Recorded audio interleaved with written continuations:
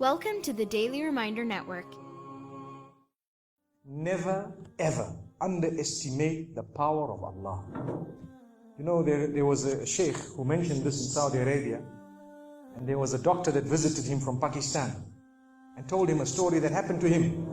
So he says, what happened to me? He says, the doctor who's speaking, is a top neurologist. One of the top doctors in Pakistan, or, you know, a very, very good doctor, very hard to meet. It's said that perhaps you would have to wait months on end before you can get an appointment to see him. So what happened is, he says, I was flying from one city to another, a very busy man, flying quite often within the country and perhaps even outside. And he says, suddenly, the clouds built up. Huge clouds, and the lightning started striking, and it started pouring, and there was lots of turbulence, and one of the engines was struck, and it was damaged. So we had to land. And so what happened is, the landing was at a nearby little airport or a little strip and so on. And when they landed there, it was a remote area. How are you going to repair this aircraft? A few people who were on it, it was a small plane, they were, quite surprised because they landed it in such a remote place. No one's there to repair it. They would have to wait, definitely. So the doctor asks the captain or the pilot that, you know what, how long are you going to be? He says, no, we're going to be quite long. Well, I need to get to that area. Look, he says, it's just a 3-hour drive by vehicle. So why don't you just go by road? And you know, you can go there and get there. He says, okay, good idea, because this is going to take long. So he decides to go on one of the tri-shows, you know, in Pakistan, one of the areas, wherever it was, and he jumped in. And as they started progressing, the clouds built again.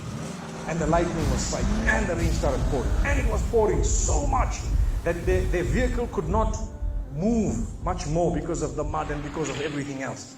And so it was quite an open area with a bit of farmland. And after a while they realized, look, we're not getting anywhere. There's a little house here. Why don't we just go there? We can read our salah. Perhaps we can, see, have a bit of a meal or whatever else. And they decided to knock the door. Strange people, strange land, far off, out in the rurals. And so he knocks the door, and he's got his little bag and everything, and he walks in. An old lady happened to answer the door after a while, and they spoke to her saying, look, this is what has happened, and we're going from so-and-so to so-and-so, and we just want a place, we want to read salah and so on. And she said, no problem, you can come in. She had a little musalla, a little sajjada, and she had a little baby on the side, or not a baby, but a child. And the child, every little while, she's actually checking on the child, and she's sitting on that musalla, making dua and reading her own salah. These people fulfilled their salah, did whatever they had to. And when they were about to leave, they spoke to the old lady saying, thank you very much, jazakumullah khair, and so on. And, we're going, what's happening to this child, So the woman says, look, the child is an orphan. And the child is unwell, not well at all, very sick. And we've been to all the doctors around. And subhanallah, I'm the grandmother of this child.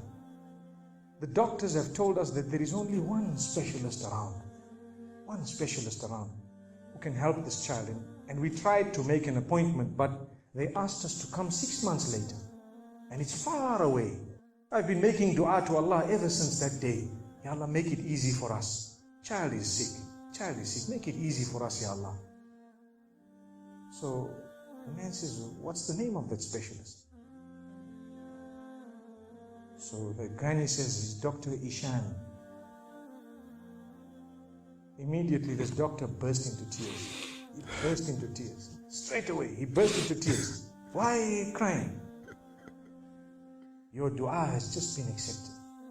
For your dua, the thunder came, the lightning came, the engine struck, we came down, we came on the road, the rain came again and stopped us and so on. And do you know what? The rain only stopped after the question was asked.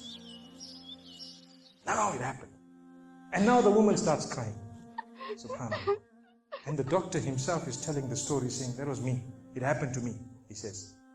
And he says, I learned that Allah's armies are beyond limits. Allah uses whatever He wants to get what He wants done.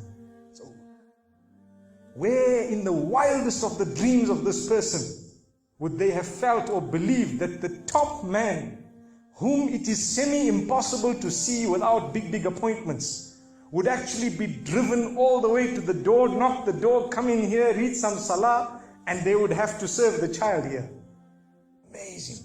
Wallahi, it brings tears to the eyes. But the reason I share it with you, every one of us has needs for Allah subhanahu wa ta'ala.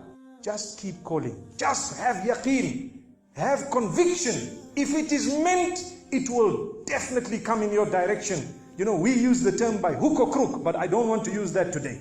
I want to tell you, by the mercy and power of Allah subhanahu wa ta'ala, it will happen, it will come to pass. May Allah subhanahu wa ta'ala bless us.